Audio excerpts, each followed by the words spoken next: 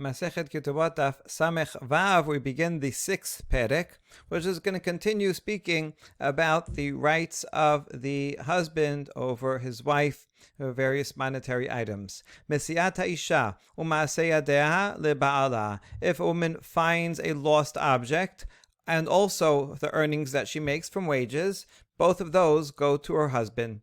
Virushata hu ochel perot bechayeha. And if she gets an inheritance, she owns some land, even though she owns the land, nevertheless, while they are married, he enjoys the benefits of its fruit. Boshta upgama shela. If a married woman is injured, then the payment for her humiliation and degradation belong to her. There are the three other payments also. Pain will also go to her. We don't mention that because everyone will agree with that. And medical bills and time off of work, that goes to the husband, and everybody will agree with that because he is responsible for the medical bills, and also whatever she earns goes to him, so that loss of earnings will go to him. But regarding the humiliation and degradation, that is subject to machloket. Tanakama says she gets it. רבי יהודה בן ביתרא אומר, בזמן שבסתר לה שני חלקים ולא אחד, בזמן שבגלוי לא שני חלקים ולא אחד. Rabbi ben Betara says, if she is injured in a concealed part of her body, then she gets 2/3 of the humiliation payment, and he gets 1/3. Whereas if it's on an exposed part of her body, like on her face, then he gets 2/3 and she gets only 1/3. Why should a husband get anything for her humiliation? The answer is that he feels humiliated also on behalf of his wife. If it's in if it's in an exposed area and he's going out and he's walking with his wife and people see her, he feels the humiliation as well. As if it's exposed, then he feels it even more. So that's why it's 2/3 if it's exposed. שלא יינתן מיד ושלא יילקח בהן קרקע והוא אוכל פירות. The payments that go to him, he gets cash immediately. Payments that go to her, however, go into land, and she will own that land, even though he, like any other land that she owns, enjoys the fruit of the property in the meantime. All right, that's the Mishnah. We ask, Mai Kamash Malan, what is this Mishnah teaching us that's new? We know these laws already. Tenena, we learned this in the Mishnah earlier. The Mishnah was comparing the rights of a father over his daughter versus a husband over his wife. A father gets to keep the money of Kiddushin, and he also has a right to marry her off with Kiddushin in any of the three ways. He also, the father, has a right to keep something that she finds and her earnings, and he has a right to undo her vows. The father also, if she gets divorced as a minor, he receives the divorce papers. If she owns property, like if she got it from her mother's side, then the father, does not get the fruits of the property while she's alive. That stays with her. If she's a minor, it'll go to an escrow. Once she gets married, all of these things, these rights transfer over to the husband, and the husband has an added right over the fruits of her property. So you see that we know from this Mishnah, all the items on the list, and then from that Mishnah, all the items on this Mishnah already. So what is this Mishnah teaching new? And the answer is, we need this Mishnah to tell us about compensation for humiliation and degradation, because whereas, yes, true, Tanakama says she gets it, and so they didn't have to mention it here because the husband does not get those, but we wanted to mention Rabbi Yehuda ben Betera, who disagrees. So that's why he mentioned all the other items, so that we can specify this item in particular. Tanetana kameh de Rava. A reciter of Mishnah of Baraitot said this Baraita in front of Rava. Mesiyat haisha le'atzma. Rabbi Akiva omer leba'ala. There is a Tana Kama here that says findings of a woman she keeps. Rabbi Akiva says it goes to her husband. So the Tana Kama would be in disagreement with the Mishnah. Rava said, Amar le hashta uma ha'adafa de'ma'aseh yadehahi. Amar Rabbi Akiva le'asma misiyata lo kol sheken. Says, hold on, this doesn't make sense. Rabbi Akiva is the one that said, we're going to see in the Mishnah coming up, that the surplus of her earnings, the base amount of her earnings, is what would be corresponding to the amount that she eats. And that makes sense. It goes to the husband because he's feeding her. And any other sustenance that he's providing for her. However, the surplus above and beyond whatever she needs for her clothing and shelter and food and all that, that she gets to keep. That was Tana Kama. So that according to Rabbi Akiva, sorry, not Tana Kama, that was according to Rabbi Akiva, she gets to keep. So now here's the question. If Rabbi Akiva says that she keeps her added surplus earnings, where you might think that the husband should take it because they are earnings, and the husband does get her earnings, okay, but Rabbi Akiva says not the surplus, so then all the more so, she should keep the things that she finds, which is less similar to her earnings. So this doesn't make sense that Rabbi Akiva would say that the things that she finds goes to the husband. Now let's prove that Rabbi Akiva does say about surplus earnings she keeps Titnan. In Masechet Nedarim Mishnah, Konam shani osa leficha. If she says anything I produce, the wife says, will be prohibited to your mouth. You can't have any of that. And no sarich le'afer. Tana Kama says this vow is null and void because she already has agreed when she got married that her earnings will be for her husband, and so she can't possibly undo that with a vow, and the husband doesn't even need to nullify the vow. It's already null and void on its own. However, Rabbi Akiva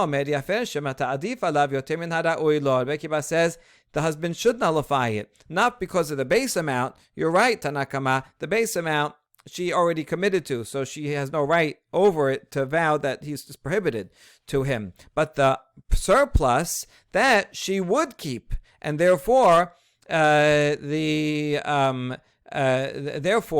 if she says you're prohibited to that, the Rabbi Akiva should nullify it. Ela ipuch. Okay, so to answer the original question, we're going to switch around the opinions in that baraita. Mesiyat haisha leba'ala. Rabbi Akiva omer le'asma. It's Tana Kama that says that a found object of a wife goes to the husband. Rabbi Akiva actually says that she keeps it, so it is equivalent. Just like he says she keeps her surplus earnings, so too she keeps her found objects. Good. We have another question about this. Ki ata Rabbi amar Rabbi Yochanan. Ba'davar shelo idei adechak kule alma la peligi de ba'al haveh. There's two types of earnings that come with ease. Let's say, she has a very good skill and easily can make a lot of money. In that case, that surplus, everyone agrees, even Rabbi Akiva and Tana Kama would say that it goes to the husband. Even Rabbi Akiva would agree that it goes to the husband. And the idea is that finding a lost object, that is something that comes with ease, not through extraneous effort, right? Just walking around and you find some money. And so therefore, even Rabbi Akiva would say that this goes to the husband. And so there was no need to switch it around up here. So when do they disagree? If she has to work very hard, she's taking an added night shift, 3 jobs, then Tana Kama says that still goes to the husband. It's that surplus from her working hard that she put in extra effort, that's what she gets to keep.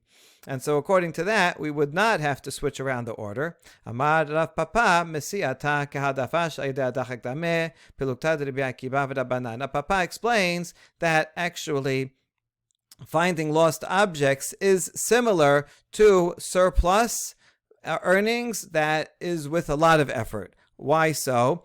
either because both of them are not regular occurrences, that you just happen to have a really good investment that came easy, or you happen upon a lost object, but it's not something you can rely on. Or we're talking about a lost object, not that you just happen to find a wallet somewhere, but actually you're putting in a lot of effort to look for it. One example Tosafot Reed says is for looking for a dead fish that might come up onto the shore. That's a lot of work. This would be more like using a metal detector, right? You could be out there for hours just to find a few coins. So that's the type of found objects we're thinking about that actually would take a lot of effort. And there, Rabbi Akiva and Rabbanan disagree regarding the added effort, and that's why indeed we do have to switch around the opinions in the Braita as Rava did.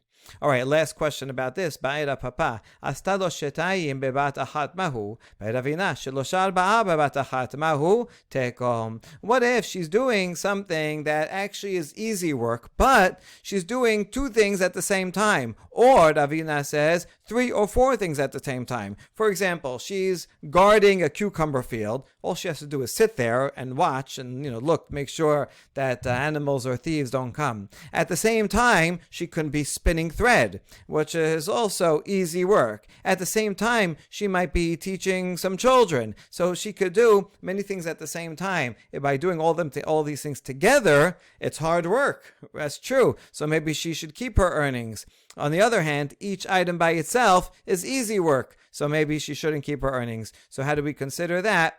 That we leave standing. All right. Boshta u pegama. Now regarding humiliation, degradation, belongs to her according to Tanakama. Matkif la Rabba bar Rav Hanan el ma'ata biyesh shusato shel chavero hachiname debe'ele metan le boshet. The question, however, is on Rabbi Yehuda ben Betera, who says that the husband gets 1/3 or 2/3 of her humiliation. So Rava bar Rav Hanan says this doesn't make sense. He's not the one who's humiliated. She is. Why should he receive money for her humiliation? And he gives an outrageous example. If someone comes and humiliates someone's horse, and so now does a person have to pay the horse's owner for that? Obviously not. So why would he have to pay if he slapped his wife? Okay. The sus bar boshetu, we counter that. That's not a good comparison. Horses do not feel humiliated. They don't have that social understanding to know what humiliation is. But you can't compare that to a wife who actually does feel her own humiliation, and therefore he can feel it for her. Okay, new comparison. If someone spits on the clothing of his friend while he's not wearing it, right? I take off my jacket and I put it on a chair over there, and someone comes and spits on the jacket, but I'm not wearing it. So would he have to pay me humiliation? Nobody thinks that you would have to pay humiliation for him doing something just to a piece of clothing. So we're comparing that also. Why should you pay the husband humiliation on behalf of the wife? I guess the point is here that I own the jacket, and so too the husband is under has authority over. She's under the domain of her husband. Okay, and maybe you'll say, yes, indeed, he spit on my jacket. That's I feel humiliated. Maybe he should pay. בהתנן רקק והגיע בו הרוק, הוא פרע ראש האישה, והעביר טליתו ממנו, חייב ליתן לו 400 zuz. No, but we're going to prove from this Mishnah in Baba Kama that you don't pay just for spitting on someone's clothing. How do you know? Because here it lists the times when you do have to pay humiliation, which is if you spit on someone and the spit reached him, not if you just spit towards him. That's not enough of a humiliation to have to pay. But if it reaches himself, not just his clothing, then only then you have to pay. Other items are if someone uncovers the hair of a woman, she'll feel embarrassed to be uncovered in public. Or if someone removes a garment from another person, stripped in public, he will feel embarrassed. So in those cases, he has to pay 400 zuz, but only if you spit on the person himself, not on clothing. Okay. Papa learned from this that it's only true for if you spit on him, but not his clothing. Okay, so in fact, this is so we're not going to pay for clothing. How come you don't pay when you spit on someone's clothing, but you do have to pay if you humiliate someone's wife? The answer is no, this is also not comparable. When someone spits on a garment, he doesn't suffer dishonor. It's his garment over there. Whereas with his wife, he does suffer dishonor. This is much worse to humiliate a wife than a garment. So that's not a good comparison either. Final answer. Another question. ביש עני בן טובים דאית להו זילותה לחול הוא בני משפחה הכי נמד ועד מתן להו בושה דכל בני משפחה. So Rabbi said, okay, I understand that you should pay humiliation because the husband feels humiliated on account of his wife. I got it. But that, according to that logic, you'd have to extend that to any time. Okay, not a horse, not clothing, but a person. You'd have to extend that to other cases. For example, if someone insulted a poor person who's from an aristocratic family. Sometimes people are from high-class families, but maybe they lose their fortune, and so right now, they're poor. So, because he himself is poor, he's not going to feel so much humiliation. Poor people do have feelings also, but still the level of humiliation does depend on social context. But in this case, the family who are aristocratic status are going to feel very humiliated. So if I go insult a poor person, do I have to now pay also the family members? Because they feel humiliated on account of their poor relative, right? But nobody would say that he has to do that. No,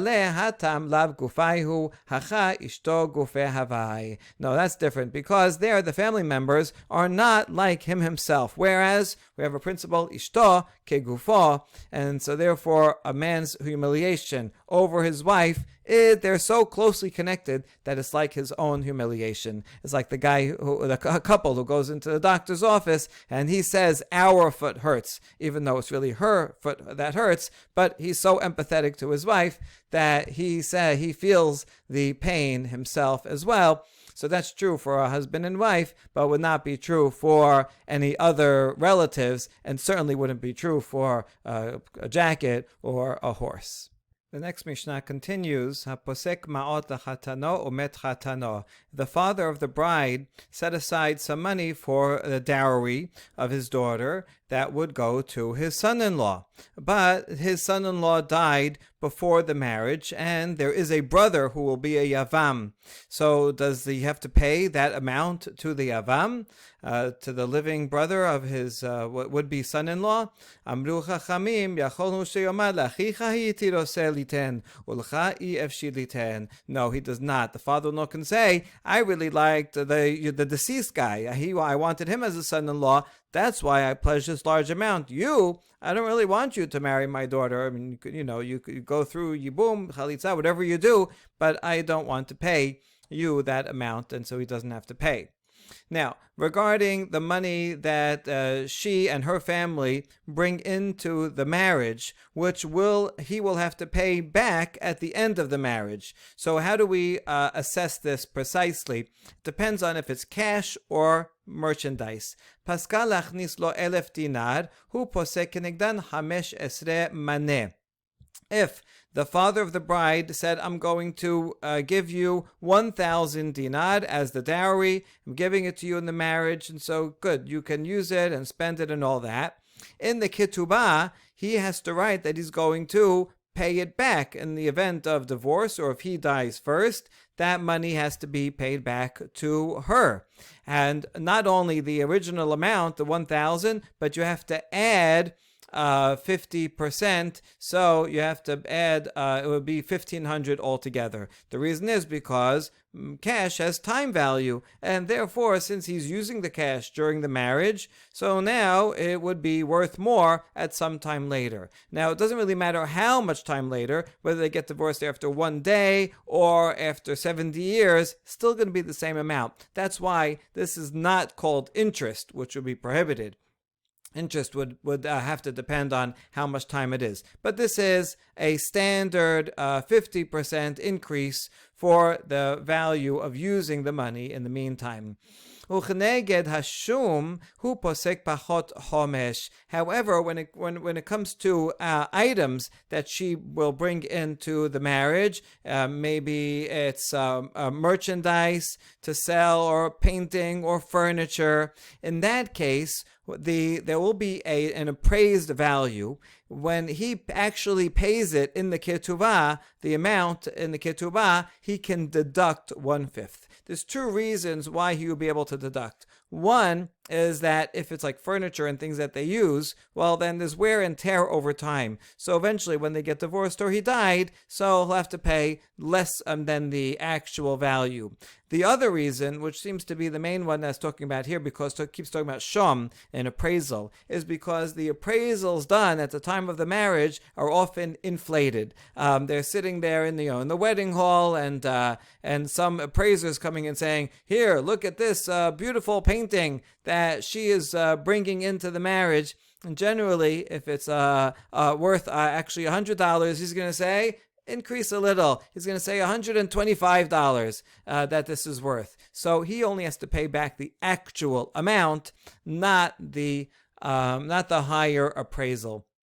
So he can take off a fifth. When we say a fifth, it means a fifth of the total end amount. So which is actually 25% of the actual value. All right. So shum b'maneh v'shaveh b'maneh and lo ela maneh. On the other hand, if the appraisal is actually correct, it was appraised at 100 and it's actually worth 100, and that might be more true regarding things that don't have wear and tear, or if it is in fact a proper appraisal, so then he will have to pay back the actual amount. Shum b'maneh hi notenet 31 v'sela v'dinar. If he records that, here, I'm going to give back something that is appraised at $100, so she will have to, and the item is not there yet, she will have to go and get that item, and she'll have to spend 125 dinar on the item. This is just the flip side of what was said before. What was said before is that if the couch is actually there and it's appraised at 125, he can write in, "I'm going to pay you back 100. Here's the opposite. He's writing it in before she brings it, so he's writing it 100. She would have to provide something that's 125. And another example, and if it was the amount that he pledges is 400, she has to actually give 500. It's the same ratio. It's just giving more examples. Ma shechatan posek hu posek pachot chomesh. And again, you see the Mishnah is quite repetitious. And whatever the son-in-law pledges, he always pledges a fifth less than the appraised amount of the property. Okay. So the appraised amount, if it's something that the appraisal was too high, or if it's something that will have wear and tear, then he'll take off for that reason as well. Okay, so now the Gemara. Tanur banan en sarich lomar rishon tamid chacham v'sheni amaris. Regarding when the father says, I'm going to give a nice dowry to this guy because I want him to be my son-in-law, but then he dies and the yavam comes in. So of course the father does not have to pay the dowry if the first original husband to be was learned, and the yavam was an ignoramus, because then certainly you could say, I don't want my daughter to marry ignoramus, so I'm not paying you. But even if the would-be son-in-law who died was an ignoramus, and the yavam is a sage, where it's an upgrade, maybe you would say there that he does have to pay the dowry. No, nevertheless, he can say, I just liked him better. So it's based on his subjective view. Maybe he was kinder. Maybe he lived closer. It could be any reason. He can decide that he does not want to give the dowry to the Yavam.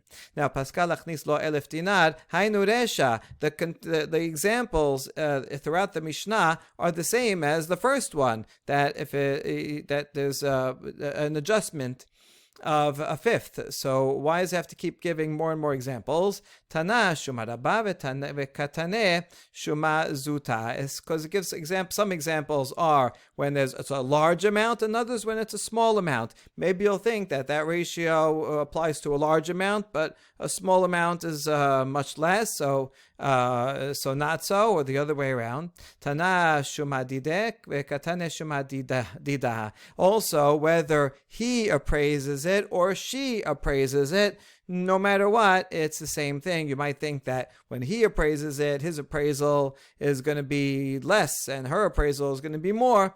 No, it doesn't matter whether it's an item that's there already and he's appraising it, or it's an item that she is going to get and that therefore she's appraising it. We use the same ratio for all cases.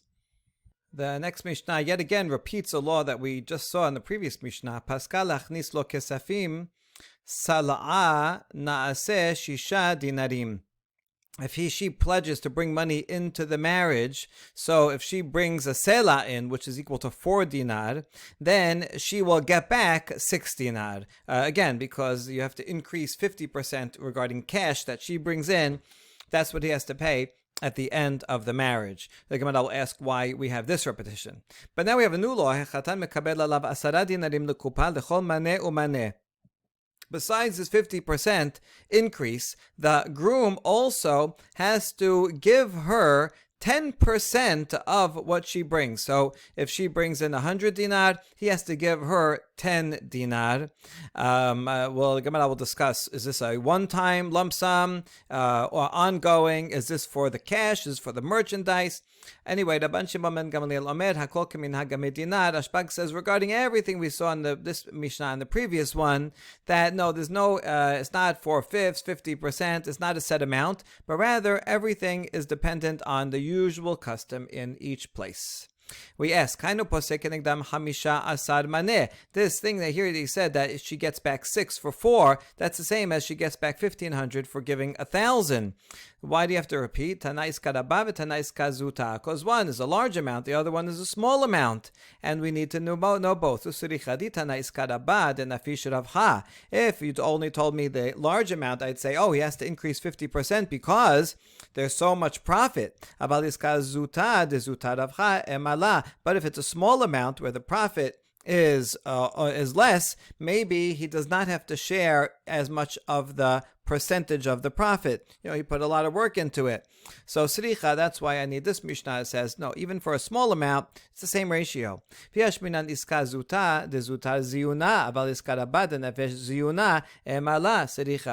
you only told me regarding a small amount, that he pays 50%, I would say there's very little expense, very little overhead, very little risk.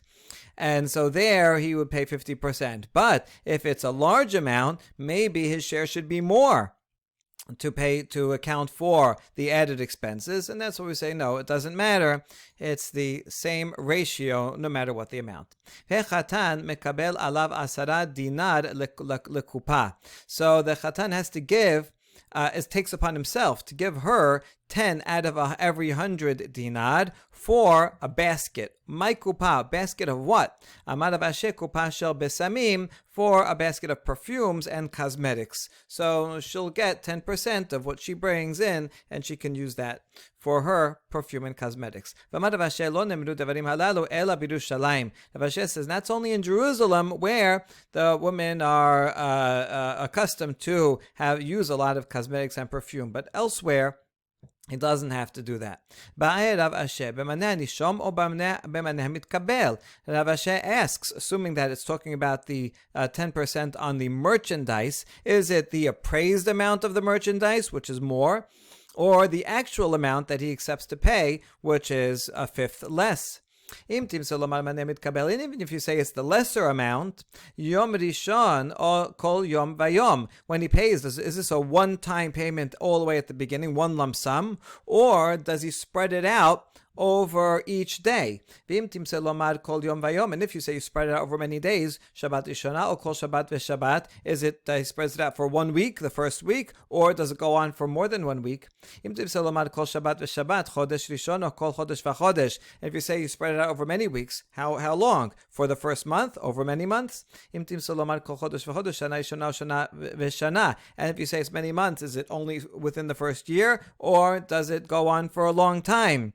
So we leave this question not unresolved. And now it can't be that it's talking about he pays 10% each and every day, because then if within 10 days or so there'll be nothing left. But so rather it must be that he's splitting it up into smaller parts. The question is it like a shorter term payout or a longer term payout? אמר רב יהודה אמר רב, מעשה ביתו של נקדימון בן גוריון שפסקו לחכמים 400 צהובים לקופה של בשמים לבו ביום. And now a story about this exact halacha regarding the daughter of Nakdimon ben Gurion, who we saw recently. He was one of the wealthy people in Yerushalayim, and so we assume his daughter was well taken care of. And sure enough, the sages designated for her 400 gold coins from her husband's estate for perfumes to use on that day, the day that he died. And so in the Ketubot, she gets 10% of all that amount, and I don't know if it was paid off, but it sounds like bo bayom, to use on that same day. It sounds like it was paid at one lump sum all the way in the beginning. So the 400 gold coins was the 10% of whatever Nakdimon had brought into the marriage.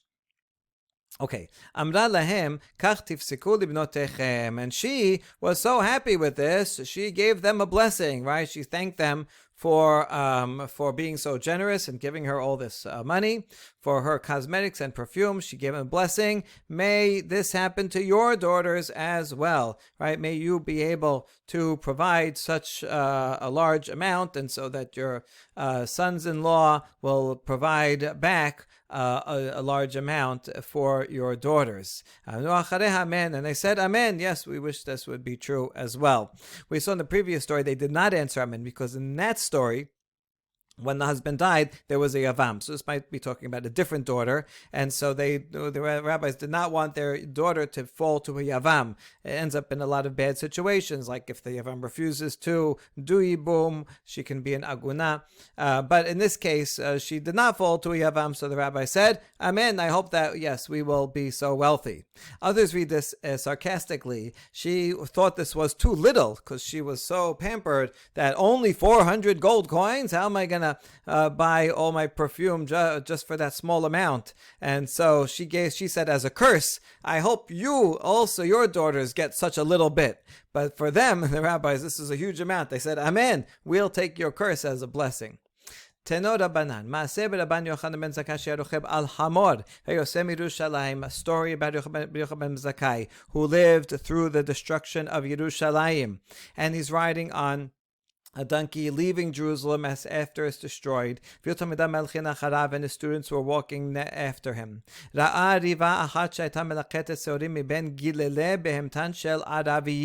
saw a young woman who was gathering barley that was in the dung of animals of Arabs. The animals ate barley, and this went through their system undigested, and there was so little. She's so poor that the only food she could find is picking out these seeds of barley.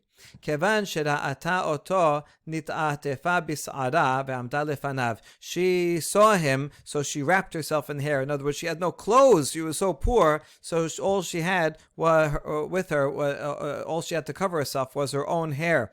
So she wrapped herself to be modest.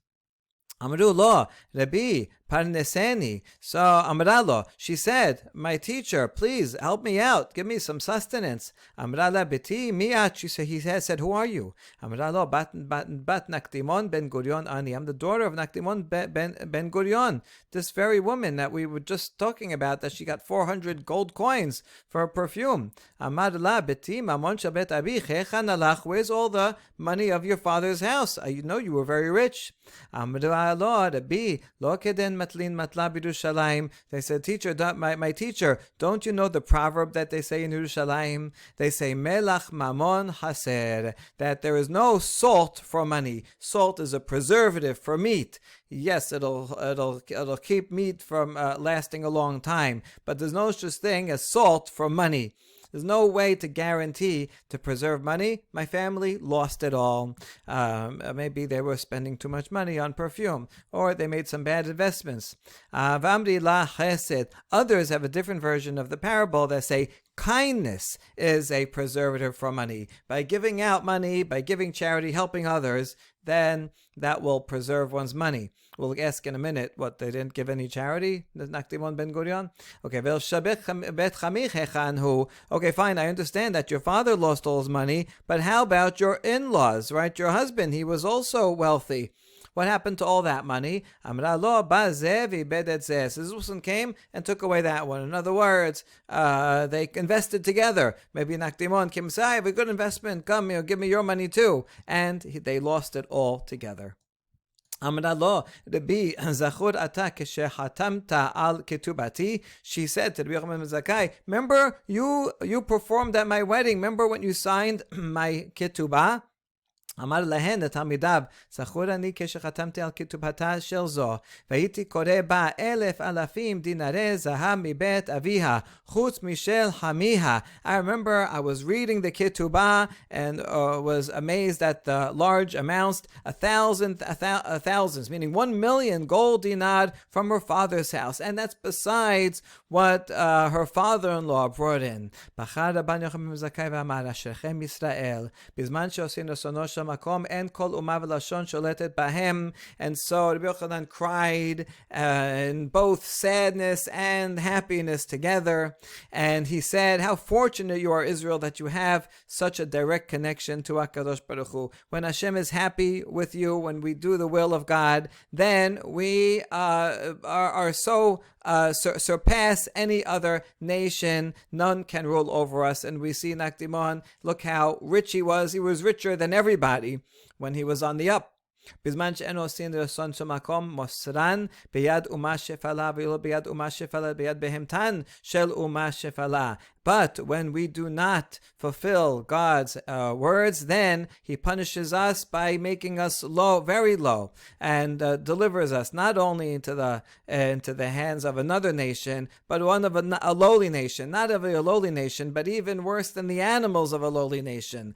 The example is Nakdimon ben Gurion, who was worse than an animal of Arabs.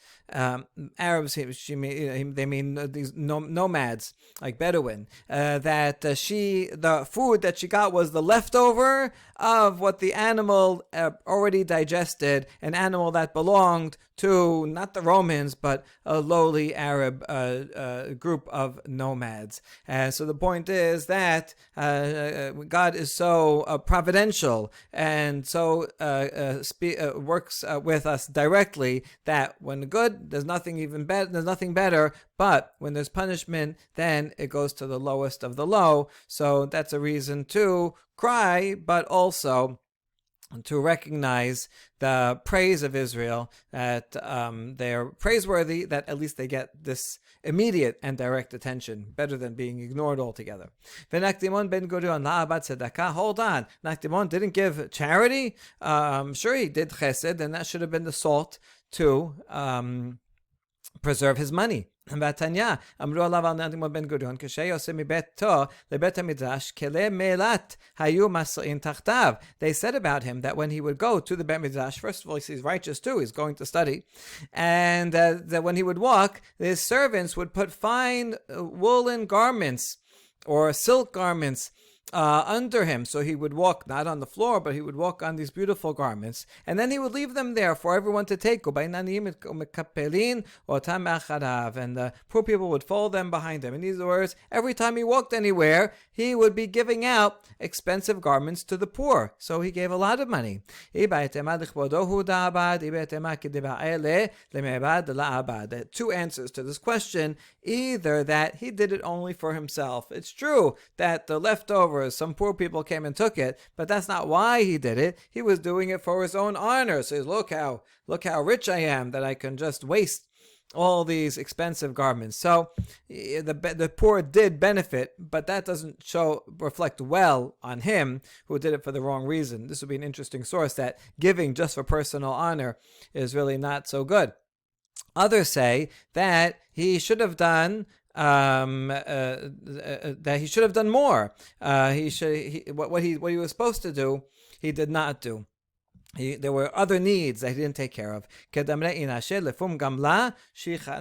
As people say, according to the camel is the burden. A strong camel can carry can carry a lot. A weak animal can carry less. So too, there was a regular guy gave $1,000. Nakdimon also gave $1,000, but it's not the same for the regular guy. That's a big contribution. For Nakdimon, it's true, he gave away a certain amount, but comparatively, relative to his wealth, he should have given much more. So that was not called chesed. Tanya Amar Rabbi Elazar Rabbi Sadok. Rebbe Nechama, אם לא ראיתי השייטה מלקטת שעורים מבין טלפי סוסים בעכו. קראתי עליה מקרא זה, אם לא תדעי לך היפה בנשים, שאי לה בקבי אסון, וראי את גדותייך, אל תקרא גדיותייך, אלא גביותייך. Braita, following up on the daughter of Nakdimon ben Gurion, he says, may I see the comfort of consolation of Jerusalem, meaning it's a swear. I didn't see it. So that this following is true. If I did not see that this daughter of Nakdimon ben Gurion was gathering barley from between the hooves of the horses in Akko, she's groveling on the ground under the horses, looking for barley, pieces of barley there that the leftover from the animals. And I said, I quoted the following pasuk to apply to her: if you know not, the fairest among women, go your way forth by the footsteps of the flock and feed your kid besides the sheep's tent. In other words, if you don't know where the food is, so then follow the flock and you'll be able to feed the rest of your animals where the flock goes. So in Peshat is talking about where the animals, where the kids will eat, but he says change it from gediotaich to geviotaich, meaning your own body. She's in such a sad state that in order to survive and feed her own body, she had to go and follow the animals. She had to eat in the pastures where the animal leftovers from the animal's food. So she sunk to such a low level that he said about her this lamentation. Baruch Adonai L'olam, Amen ve'amen.